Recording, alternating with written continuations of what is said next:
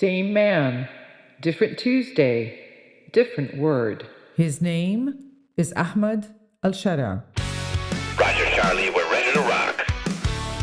In 2003, he joined Al-Qaeda following the American invasion of Iraq. He fought U.S. forces on the ground. He was captured. He spent time in Abu Ghraib prison, the American detention facility that became internationally known for torture and prisoner abuse. The following moments may contain explicit language. In 2012, he created Al-Nusra Front, Al-Qaeda's Syrian affiliate with the explicit goal of toppling the Assad regime. The United States designated him a global terrorist. They put a $10 million bounty on his head. In January 2025, rebel groups appointed him Syria's interim president. Oh my God. Like, comment, and subscribe. In May 2025, Donald Trump shook his hand in Riyadh and announced he would lift crippling U.S. sanctions on Syria. What the hell are you talking about? By June 2025, the United States had lifted most Syria sanctions and removed Al-Nusra Front, al-Sharaa's organization, from its foreign terrorist organization list. Same man, different Tuesday, different word. Unusual practice. Rethink what you think you know.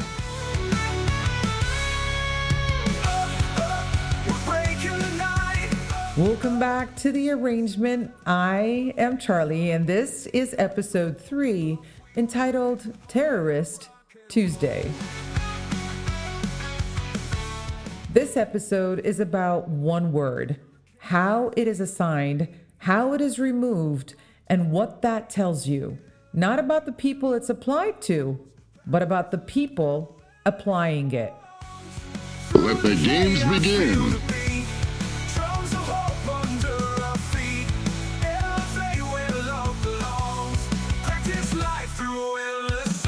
On September 11th, 2001, the word terrorist acquired a weight it had never had before.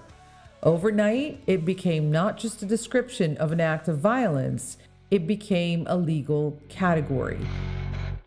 A foreign policy tool, a justification for war, and a mechanism for suspending international law. The U.S. Patriot Act, passed 6 weeks after 9/11, the authorization for use of military force, a blank check for war signed 3 days after the attacks, that is still technically in effect today. The creation of the Department of Homeland Security, the establishment of the specially designated Global Terrorist List, a designation that freezes assets, prohibits financial transactions, bars entry to the United States, and authorizes military action. The entire legal and military architecture of the post-9/11 world was built on that word. 2 wars launched with it, hundreds of thousands killed under it, and trillions of dollars spent because of it. And the word was never a neutral description. It was always, from the very first day, a designation, assigned by the powerful, applied to the inconvenient, and removed from the useful. Ahmed al-Sharaa proves it. But he is not the first. He is the most recent in a pattern that goes back decades, and the pattern always follows the same logic. Who serves the current strategic interest? That person is never the terrorist. Everyone else is. You say freak like it's a bad thing. To understand Syria, you have to start in Afghanistan, because Afghanistan is where the template was first built, and it is the template that has been used every time since. 1979. The Soviet Union invades Afghanistan. The United States, under Jimmy Carter and then Ronald Reagan, begins funding and arming the Afghan resistance, the Mujahideen. The CIA operation is called Operation Cyclone. At its peak, it is the largest covert operation in CIA history, channeling billions of dollars and weapons, including shoulder-fired anti-craft missiles, into Afghanistan. The Mujahideen are celebrated. Ronald Reagan calls them freedom fighters. They are photographed at the White House. They receive American training, American weapons, and American money. The Soviets leave in 1989. The Americans thus lose interest. The funding stops, the weapons remain. Those freedom fighters become the Taliban. Their network become Al-Qaeda. And the weapons America left behind arm the training camps that produced the hijackers of September 11th. I'm sorry, what? America spends 20 years and $2 trillion going back to fight what it created. In August 2021, America withdraws from Afghanistan. The Taliban take control within days. The country America spent 20 years and $2 trillion trying to stabilize returns to exactly where it was before any of it began. Freedom fighters, terrorists, freedom fighters again, $2 trillion, 241,000 lives lost, and then back to the starting point. Google it! Google it! Google it! Iraq is where the template becomes undeniable, because in Iraq, America armed the same men it later spent decades and billions trying to remove, and the record is completely clear. The 1980s, Saddam Hussein is at war with Iran. America backs Saddam. Weapons, intelligence, diplomatic cover, classified documents, declassified in 2003 and reported by Newsweek, confirmed that Reagan administration provided Saddam with battlefield intelligence knowing it would be used to direct chemical weapons attacks against Iranian forces and Kurdish civilians. Saddam is useful. He is fighting Iran. He is not a terrorist. But then he invades Kuwait in 1990. He becomes inconvenient. The Gulf War removes him from Kuwait, but leaves him in power. Then comes 2003, the weapons of mass destruction that were never found, the war that was never authorized by the United Nations, the invasion that toppled Saddam and created a power vacuum so complete that a new organization filled it within a decade. That organization was ISIS. And here's a detail that closes the circle. When America toppled Saddam Hussein, who had run Iraq as a Sunni-dominated state, it handed political power to Iraq's Shia majority. Iraq's Shia majority has deep historical and cultural ties to Iran. America invaded Iraq, spent $1 trillion doing so, and handed the country into Iran's sphere of influence. The same Iran it is now bombing. So this is not really incompetence. Incompetence would be kind of random. This has a consistent direction. Destabilize, remove, empower whoever is currently useful, and repeat. The instability is not the failure of the policy. The instability is actually the product. Most people are watching the war. A few are trying to understand it. This series is for the second group. 8 episodes, every thread connected, all sourced. The arrangement only on unusual practice. Now let's fly over to Libya. It is 2011. Muammar Gaddafi, brutal dictator, documented human rights violator, and by that point, a man who had spent years cooperating with Western intelligence agencies on counterterrorism. He is targeted by NATO airstrikes following a popular uprising. The United Nations Security Council authorizes a no-fly zone to protect civilians. NATO interprets that authorization as permission to conduct an air campaign that directly enables the rebel forces fighting Gaddafi. Gaddafi is captured and killed. Nobody fills the vacuum. The rebel factions fight each other.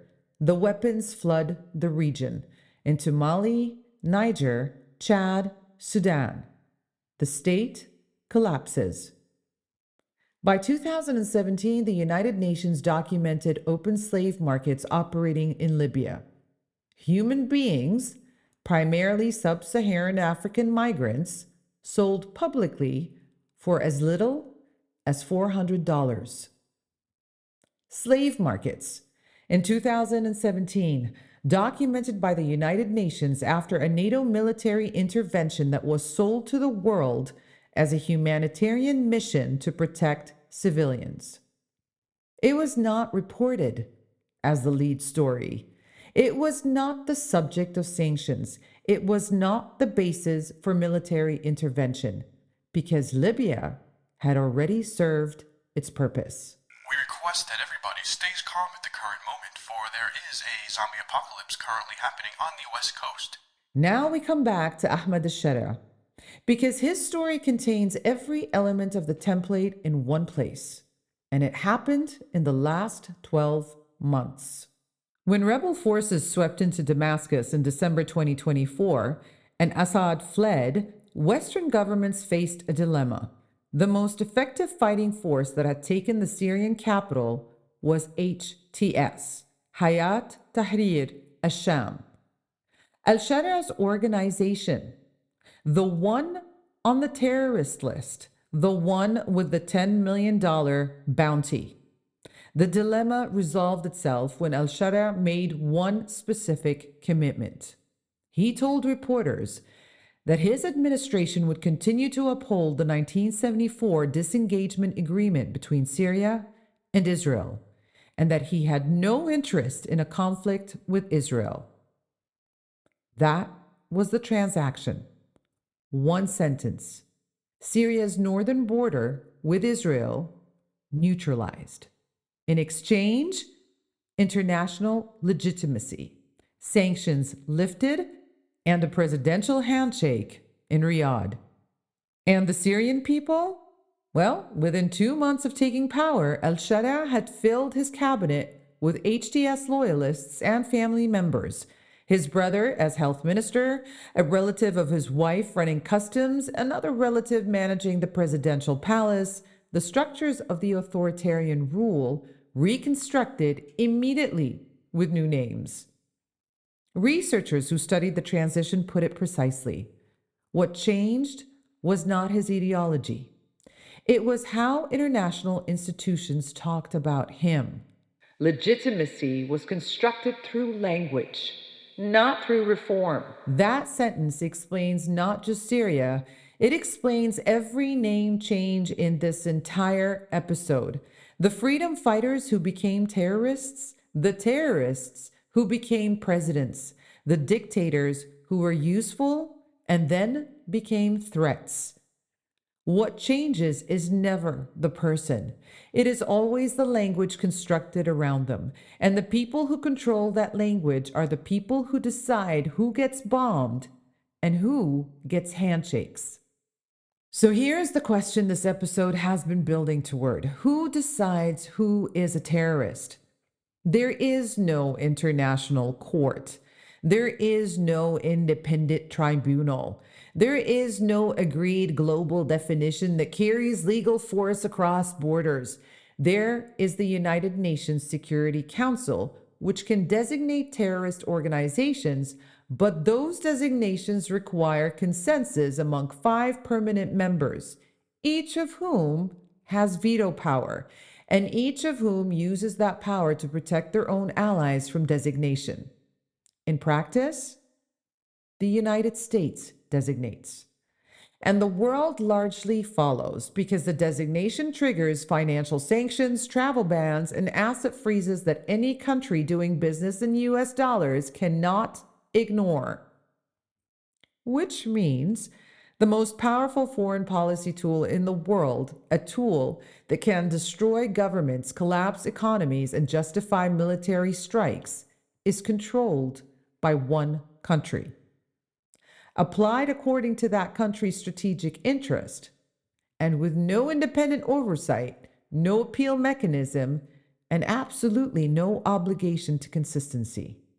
Al-Sharaa proved the absence of consistency in real time.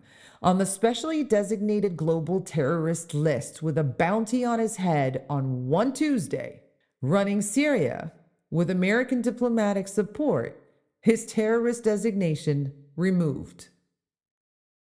And what about the people who die under these designations before they become useful?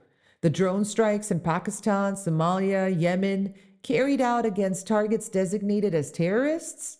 They don't get a handshake. They don't get their designation reviewed. They don't get a Tuesday. The word terrorist was never a description. It was always a designation, assigned by the powerful, applied to the inconvenient, and removed from the useful, and paid for in blood by the people who had no power to question it.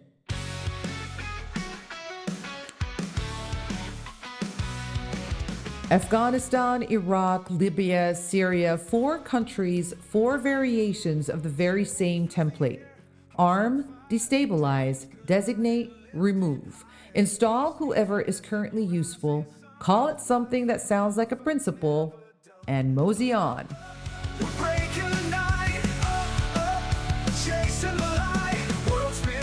Every source in this episode is documented and linked in the description. The declassified documents, the academic research on how al-Sharaa's legitimacy was constructed through language, read them yourself. Now in episode 4, we go to the water. 34 miles wide, 1/5 of the world's oil passes through it, and when someone decided to make it a war zone, the gas bills in Germany doubled.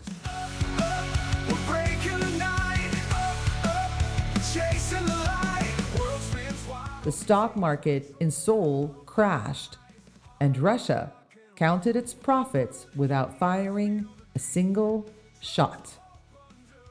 America went to war over a waterway it barely needs to protect a country that contributes nothing to its energy security, while its own allies absorb the economic damage.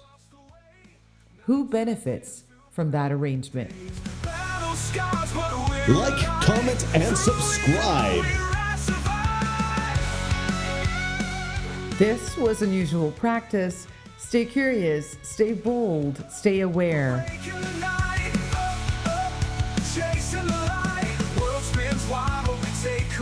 Remember to share this with a friend of yours, and do leave your comments. I do respond, and remember to answer the polls. See you on the following episode.